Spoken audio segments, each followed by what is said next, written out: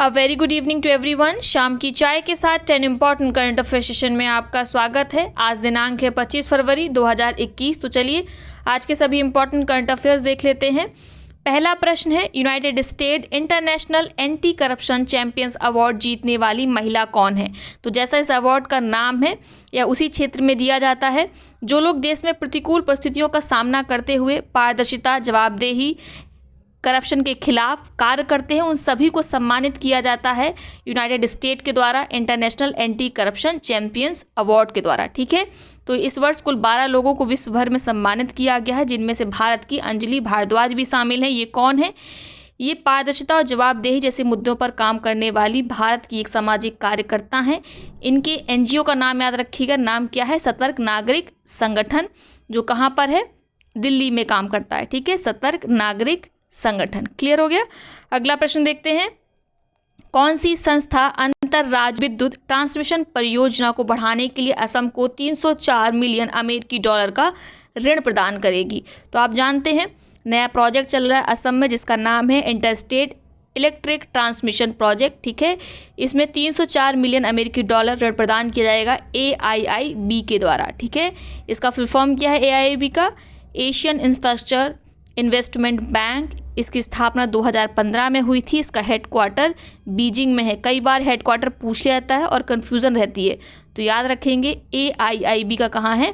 Beijing में है। स्थापना 2015 में हुई थी। फुल फॉर्म आप जानते हैं एशियन इंफ्रास्ट्रक्चर इन्वेस्टमेंट बैंक। ठीक है, ये जो प्रोजेक्ट है इंटरस्टेट इलेक्ट्रिक ट्रांसमिशन प्रोजेक्ट, इसके अंतर्गत क्या किया जाएगा?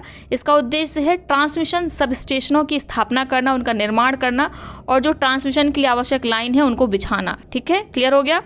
अगला प्रश्न देखते हैं, भारत की पहली अंडर सी सुरंग किस शहर में बनाई जा रही है? मोस्ट इम्पॉर्टेंट, इसको याद ही रखना है। यह भारत का एक महत्वाकांक्षी प्रोजेक्ट है जो अरब सागर में बनाया जा रहा है। ठीक है, मुंबई में, याद रखना है। ठीक है, इसकी लंबाई कितनी रहेगी ये भी याद रखिएगा। इस तरह के फालतू प्रश्न पूछ लिए जाते हैं। 2.07 किलोमीटर इस अंडर सी सुरंग की टनल की लंबाई रहेगी।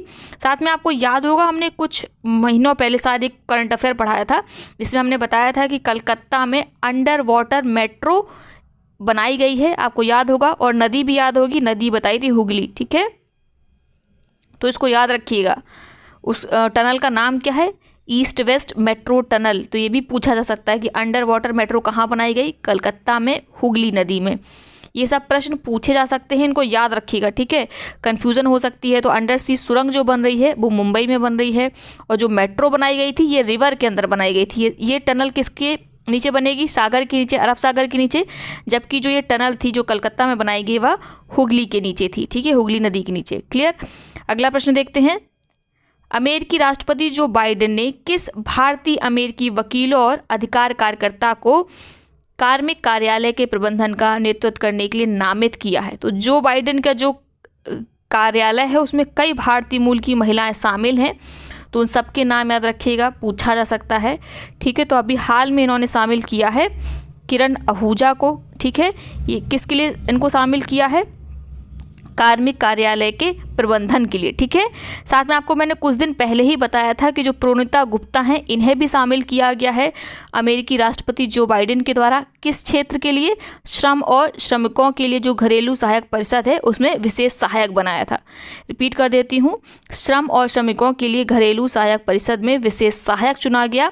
प्रोनिता गुप्ता को, किरण आहूजा को चुना गया है कार्मिक कार्यालय के प्रबंधन के नेतृत्व के लिए। ठीक है, साथ में आपको ऊषा राव मोनारी का भी नाम याद होगा। इनको जो संयुक्त राष्ट्र के महासचिव हैं एंटोनियो गुटेरेस, उन्होंने इन्हें किस लिए चुना था? UNDP और संयुक्त राष्ट्र के संयुक्त प्रशासक के रूप में। तो इनका भी नाम याद रखिएगा, ऊषा राव मोनारी। मोस्ट इम्पॉर्टेंट है इनका नाम। ठीक है, इन्हें क्या चुना गया है? इन्हें संयुक्त राष्ट्र और UNDP का क्या चुना गया है? प्रशासक चुना गया है। क्लियर। अगला प्रश्न देखते हैं, ADB के नए प्रबंध महानिदेशक के रूप में किसे नियुक्त किया गया है? तो हाल ही में नए प्रबंध महानिदेशक बने हैं वो चांग उम ADB के। ADB का फुल फॉर्म आप जानते हैं एशियन डेवलपमेंट बैंक।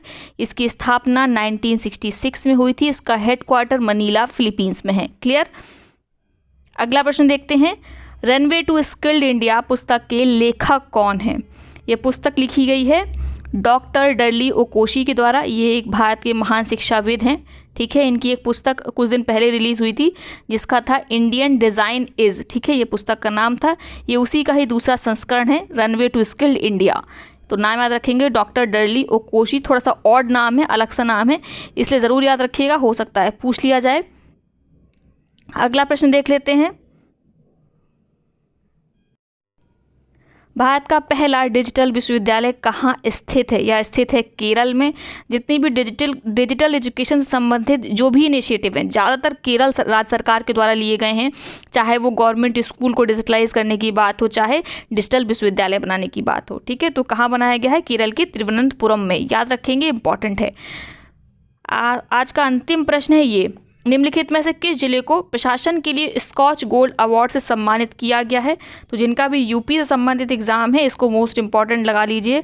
ये प्रश्न आपको किसी ना किसी एग्जाम में देखने को मिल जाएगा, चाहे वो आपका यूपीपीसीएस का प्री का पेपर हो या आरओ का पेपर हो, ये प्रश्न आपको देखने को मिलना है, ठीक है। तो स्कॉच गोल्ड अवार्ड सम्मानित किया गया अयोध्या को।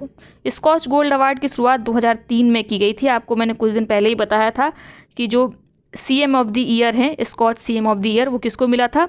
आंध्र प्रदेश के जगन मोहन रेड्डी को, ठीक है। और इसी तरीके से स्कॉच अवार्ड उन सब व्यक्तियों को या संस्थाओं को दिया जाता है जो समाज की बेहतरी के लिए काम करते हैं, ठीक है। तो अयोध्या का जो जिला प्रशासन है उसे मिला है स्कॉच गोल्ड अवार्ड। इन्होंने जो कोविड-19 के समय जो विभिन्न मेजर्स अपनाए थे, लोगों की मदद करी थी, उसी के लिए सम्मानित किया गया है अयोध्या के जिला प्रशासन को स्कॉच गोल्ड अवार्ड से। मोस्ट इम्पॉर्टेंट है, इसको नोट कर लीजिए, ठीक है। तो ये हैं आज के करंट अफेयर्स। अब देख लेते हैं आज के वो प्रश्न जिनका जवाब आपको कमेंट बॉक्स में देना है।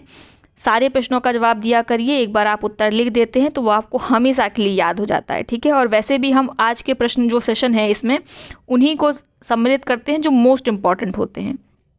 तो पहला प्रश्न देख लीजिए क्या है, दुनिया के सबसे बड़े क्रिकेट स्टेडियम मोटेरा का उद्घाटन किसके हाथों से किया गया? इसके साथ ही आप इसमें उत्तर करिएगा कि किस डेट को किया गया, ठीक है। तो आपके विकल्प क्या है? राष्ट्रपति रामनाथ कोविंद, गृह मंत्री अमित शाह, प्रधानमंत्री नरेंद्र मोदी या इनमें से कोई नहीं। अगला प्रश्न है जिसका उत्तर आप देंगे, भारतीय बाल कल्याण समिति ने 15 साल की किस लड़की को राष्ट्रीय बहादुरी पुरस्कार प्रदान किया है? आपके विकल्प हैं कुसुम, भव्या, लता या इनमें से कोई नहीं। तीसरा और अंतिम प्रश्न जिसका जवाब आपको कमेंट बॉक्स में देना है, काला नमक चावल या बुद्ध चावल जो हाल ही में खबरों में था किस राज्य से जुड़ा है? आपके विकल्प हैं उत्तर प्रदेश, मणिपुर, कर्नाटक। हालांकि आप जानते हैं ये बहुत अच्छे से कि उत्तर प्रदेश से जुड़ा हुआ है, तो आपको ये बताना है। ये प्रश्न यहाँ पे ये नहीं मुझे मेंशन करना चाहिए था, दूसरा मेंशन करते तो अच्छा रहता। आप इसकी जगह पे दूसरा प्रश्न का उत्तर करिएगा जिसमें होगा कि उत्तर प्रदेश के किस जिले से सिंगापुर को 20 टन की चावल की खेप भेजी गई है, ठीक है। काला नमक चावल या बुद्ध चावल की खेप भेजी गई है सिंगापुर, उत्तर प्रदेश के किस जिले से? आपको ये आंसर करना है, ठीक है। अब देख लेते हैं पिछले प्रश्नों को जिनका सबसे पहले सही जवाब सुधीर कटियार जी ने दिया था। और सुधीर कटियार जी रेगुलर कमेंट करते हैं और उनके उत्तर सही रहते हैं, इसलिए उनके कमेंट को पिन कर दिया गया है। पहला प्रश्न था, निम्नलिखित में से किस संगठन ने भारत से UNWTO SDG ग्लोबल स्टार्टअप प्रतियोगिता जीती है? मोस्ट इम्पॉर्टेंट है, ठीक है। ये जो UNWTO SDG ग्लोबल स्टार्टअप प्रतियोगिता है, इसके अंतर्गत उन सभी स्टार्टअप्स को सम्मानित किया जाता है जो टूरिज्म के क्षेत्र में इस तरह के आइडियाज़ को, इनिशिएटिव्स को अपनाते हैं, ठीक है, इनोवेशंस को अपनाते हैं, जो क्या करें, SDG के लक्ष्य को प्राप्त करने में कंट्रीब्यूट करें, ठीक है। तो इसके लिए सम्मानित किया गया है इमर्सन इंडिया को। क्लियर हो गया? ये बेंगलुरु स्थित एक NGO है। साथ में हमने आपको कुछ दिन पहले बताया था सेस्केन मेडिटेक के बारे में। यह भी बेंगलुरु स्थित एक स्टार्टअप है और ये भारत का ऐसा पहला स्टार्टअप है जिसने ओरल कैंसर स्कैनिंग के लिए एक हैंडहेल्ड डिवाइस बनाई जिसका नाम है ओरल स्कैन, ठीक है।